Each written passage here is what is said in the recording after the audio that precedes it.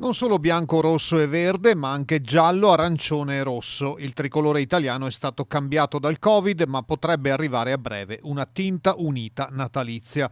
Nelle prossime ore è attesa una decisione del governo su misure più restrittive valide per tutta Italia.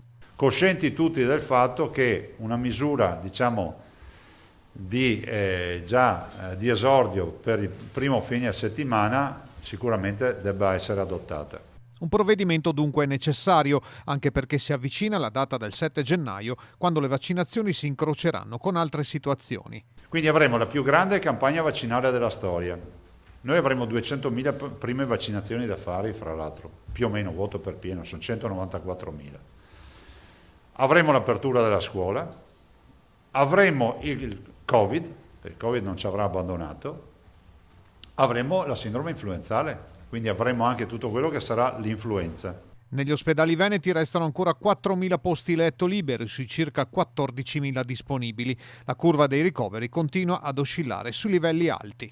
E quindi di fatto in questo momento è una curva quasi piatta, ma che non accenna a diminuire. Oggi ci sono più ricoverati che nella prima ondata, anche grazie alle scelte fatte sul sistema sanitario. Le misure messe in campo, non a caso facciamo 60.000 tamponi, prima ne facciamo 2.000, quindi a fase di test e di isolamento, il rafforzamento delle microbiologie, il tema delle terapie intensive con il piano e altro, ci permettono oggi di avere 570 malati in terapia intensiva che un anno fa sarebbe stato impensabile avere.